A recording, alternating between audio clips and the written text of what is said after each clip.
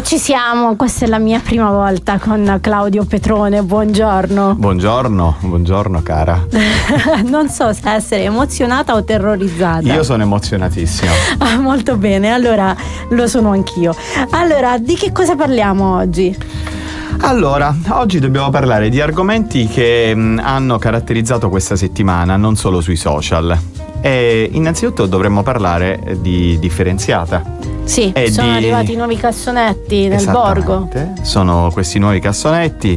C'è già chi rimpiange quelli vecchi. Però, vabbè, ma perché quelli ingegnerizzati che non voleva nessuno.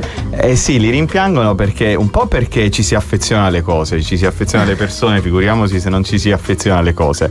E poi perché adesso oggettivamente dovremmo essere costretti a completare la differenziata, anche secondo le indicazioni, e entriamo subito nel vivo, che sono state date sui social, per esempio dal Comitato Virgilio. Sì, hanno dovuto fare un video tutorial in cui spiegano esattamente come conferire i rifiuti, piegare il cartone, dove buttare. Hanno fatto vedere anche i buchi nei cassonetti, che a me è sembrato eccessivo, ma evidentemente a noi tarantini serve. Ma soprattutto dove mettere il vetro, cioè c'è scritto vetro e quindi va messo il vetro all'interno del contenitore, oppure dove c'è scritto carta e cartone va piegato il cartone. Però diciamo che all'inizio le cose nuove creano sempre turbamento, sì. Però speriamo che si possa fare la differenziata, perché non è la trasmissione in cui parlare di questa cosa sicuramente, ma la differenziata aiuta tantissimo non solo la città, non solo l'ambiente, ma anche l'economia della città. Quindi quello che si fa a monte crea dei benefici importantissimi a valle. Che poi posso dire una cosa, è un problema solo di chi vive in città. Io vivo a San Vito da 10 anni e noi facciamo la differenziata porta a porta da sempre. Cioè, da che ci vivo io l'abbiamo sempre fatta e nessuno mai ha detto niente. Sì, ma è un problema di abitudine, no, di educazione innanzitutto, sì. E poi anche di abitudine. Ma poi paghiamo meno di Tari se facciamo una differenziata. Esatto, che è quello che dicevamo, ma poi probabilmente nei comuni più piccoli, nei quartieri più piccoli è più semplice da farsi il porta a porta, perché questo che parte a Taranto non è ovviamente ancora un porta a porta, ma è un tentativo nuovo di sono molto serio oggi. Sì, è vero, ma quasi mi stai preoccupando. E allora il tentativo di iniziare con questo, per poi l'obiettivo, l'approdo finale sarà il porta a porta. Ma per esempio, chissà se dalla regia siamo pronti? Sì, per esempio tu parlavi di Lama. Sì. Colleghiamoci con Leporano, dove c'è dove il comune riesce a fare un porta a porta concreto, pare che siano numeri altissimi, pensa, di differenziata sul 93-94%. Su tutto quello che viene raccolto. 93% è tantissimo. È tantissimo, infatti. Cioè noi non arriviamo al 35%. Ci spiegavano che anche la concessione della famosa bandiera blu per il Lido, per i lidi che sono presenti alle Leporano, tra le varie ragioni per le quali viene rilasciata anche la bandiera blu, dei requisiti che sono richiesti dalla FE, e quindi è la raccolta differenziata. Quindi abbiamo in collegamento Danilo Marra. Buongiorno Danilo. Buongiorno. Buongiorno a tutti gli ascoltatori. Quindi è vera questa storia, che è vero quello che ho detto, che a Leporano si fa una bella differenziata, un bellissimo porta a porta? Sì, è verissimo. È la dimostrazione, il comune di Leporano, che insomma, se c'è sinergia, se c'è volontà, i risultati possono arrivare. Ma da quanto tempo fate il porta a porta? Perché non penso che prima si facesse la raccolta normale. Esatto. Si fa il porta a porta dal 2020. Prima del 2020 avevamo anche noi a Leporano il classico cassonetto, quello di prossimità, quello stradale. Dal 2020 il comune di Leporano comincia a fare una raccolta differenziata, quindi è l'ultimo praticamente paese della provincia tarantina. In effetti non è neanche da tanto, è già in 5 anni il 93%, è tantissimo. È tantissimo, ma l'approccio dei cittadini come sta? Sereno? Come sono stati i cittadini? Sono stati bravi? Sì, siamo arrivati al 90%. Noi venivamo da anni di fallimenti di raccolta differenziata, per un 10-15 anni ci sono stati molti approcci sbagliati, diciamo così, sia dal cittadino che delle varie aziende, delle varie amministrazioni. E, ovviamente grazie alla sinergia, alla determinazione dell'azienda Impregico, degli operatori ecologici e soprattutto dei cittadini che sono sempre molto precisi, nel giro di 3 anni superiamo adesso ogni mese la soglia del 93%, come dicevate prima. Ma qual è stata la svolta? Cioè, come avete fatto a far cambiare idea ai cittadini?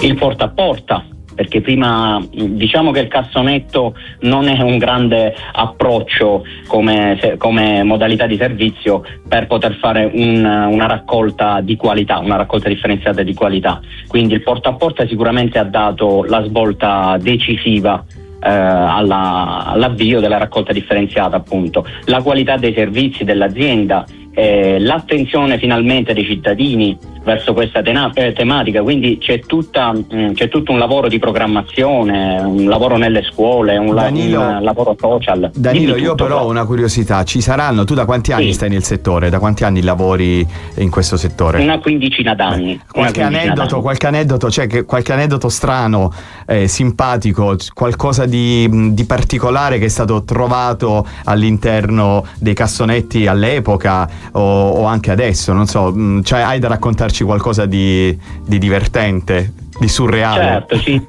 Certo, ci sono diversi episodi che diciamo ci hanno strappato un sorriso, dal cittadino che conferendo sfalci di potatura getta involontariamente le chiavi nel cassone, mi sa con che una successiva questo è il mio io ho perso varie chiavi, quindi credo che siano finute. Ma le chiavi di casa proprio? No, le chiavi dell'auto, non poteva nemmeno tornare a casa, quindi bello. C'è stata una successiva caccia al tesoro nel cassone degli sfalci di potatura. Una caccia nella munnezza, detto così. Una scena abbastanza buffa. Poi per esempio il conferimento di una gallina all'interno del contenitore della plastica. Dai, ma era viva la gallina? Non una gallina di plastica, attenzione, non un giocattolo, ma proprio una gallina. Noi aprimo il cassonetto e c'era la gallina all'interno del... Era morta, chiaramente, poveretta. Era morta, anche perché il coperchio era chiuso. E che avete fino fatto? ad arrivare... E che avete fatto? E poi la gallina morta dove si porta, scusami? E la gallina morta si smaltisce secondo quelle che sono le regole dell'ASL. Quindi non va stavo facendo una battuta di cattivo gusto. Non va nell'umido. Dove va? Nell'umido? No, preferibilmente non nell'umido. Va trattata secondo un piano ASL con ditta specializzata al ritiro. È un trattamento particolare, diciamo. Ok, e poi dici qualche altro. Poi è una battuta. Fino ad arrivare ti potrei raccontare di una scena esilarante di un'anziana signora che aveva affidato al nipote il compito di conferire il suo vecchio materasso presso l'isola ecologica del paese. Ah, però è bello, già che non è stato lasciato per strada è tanta roba. A Taranto siamo pieni di materassi che vengono lasciati per strada. Ma perché c'è gente stanca che vuole fare un pisolino, che vuole riposare, certo. Insomma, dopo qualche ora dall'avvenuto conferimento di questo materasso ci ritrovammo in isola ecologica la signora, aveva una 90 d'anni sicuro, insomma la signora pretendeva di arrampicarsi immaginate la scena, su questo cassone di un'altezza di 2,5 metri e noi non riuscivamo a comprendere il perché. Cioè il cassone il cassone all'interno dei quali ci erano gli ingombranti, lei voleva salire i rifiuti ingombranti. Quando finalmente abbiamo fatto comprendere alla signora che non le avremmo assolutamente permesso di arrampicarsi, finalmente ci spiegò cosa volesse. Insomma, praticamente aveva dimenticato di togliere dall'interno del materasso una considerevole quantità di risparmi che aveva accumulato appunto nel materasso. Fortunatamente il materasso Fortunatamente il materasso era ancora all'interno del cassone degli ingombranti e con l'aiuto degli operatori abbiamo potuto recuperare tutte le banconote. Il suo materasso. Non possiamo sapere quanto ci fosse. No, non lo possiamo sapere. È meglio non quantificare. Ma anche perché sono passati tanti anni ed è tutto prescritto, quindi tutto ok, tutto a posto.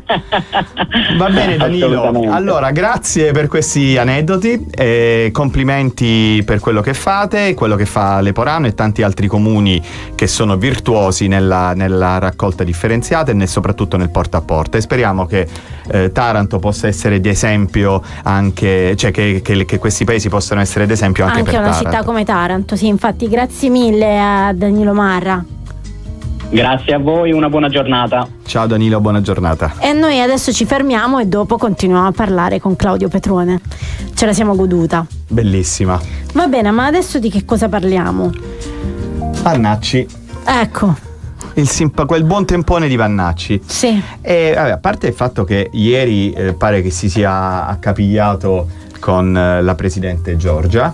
Sì. Ma non è di questo che vorrei parlare, ma di quello che è avvenuto un paio di giorni fa, ovvero è stato ospite dalla Gruber. Sì. Però prima di raccontare cosa è successo per chi non ha avuto la fortuna di assistere a questo video o di vederlo sui social, mi permetterei di recitare qualcosa. Vai. I uomini sessuali. Quanta cattiveria in questa società nei confronti di chi tiene un'altra sessuità.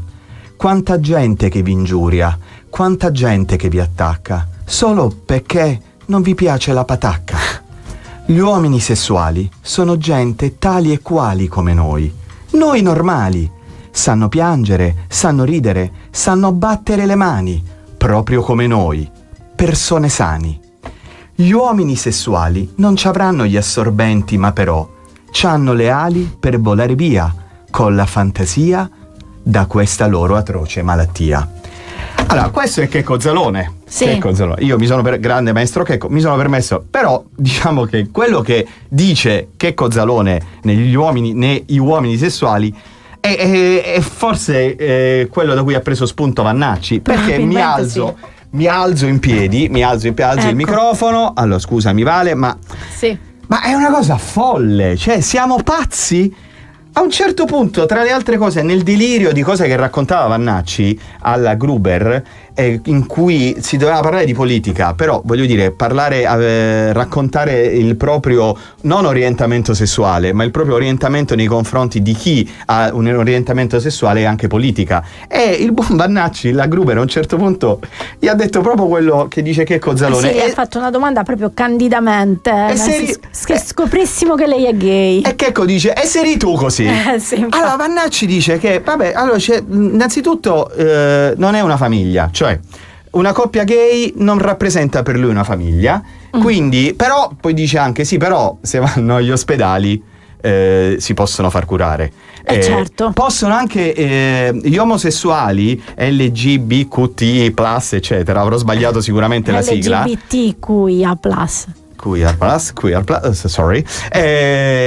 Hanno la possibilità di guidare, cioè loro possono tranquillamente guidare la macchina. Pensa. Quindi questo diritto costituzionalmente garantito, non so, un diritto civile, che diritto è? Un diritto di poter guidare, di essere curati, però dovrebbero tra le altre cose a stare anche, poi visto che si trova, parla anche ovviamente degli extracomunitari che andrebbero deportati. Sì. Quindi adesso bisogna attivarsi per... Non si sa bene cosa, ma come, ma vuole fare la reimmigrazione. Lo so, innanzitutto bisogna comprare manette e catene, perché per la deportazione bisogna anche incatenarli. Non diamogli idee, per favore. Ragazzi, è follia.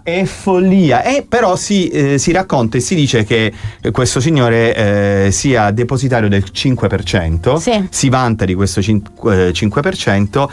Ma sta andando via tantissima gente dalla Lega, da Fratelli d'Italia, per andare da lui. Sì, anche la Ravetto. La Ravetto, grande altro personaggio. Sì, no, abbiamo visto un video. Sì, con una giornalista dei Rai News. Sì, però Vale, secondo me lì c'era l'intelligenza artificiale, non era un video non vero. lo so. Quindi Mi è capitato di intervistarla comunque.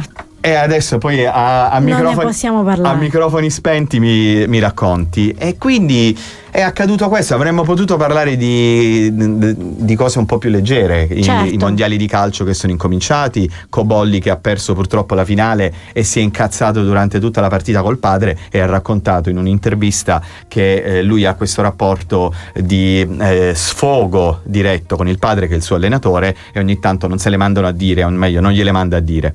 Comunque speriamo che qualcuno dia una mano a riprendere la via della democrazia e della logica e dell'intelligenza Al generale Vannacci, intendi? dal punto di vista politico, Io ovviamente. agli italiani lo direi.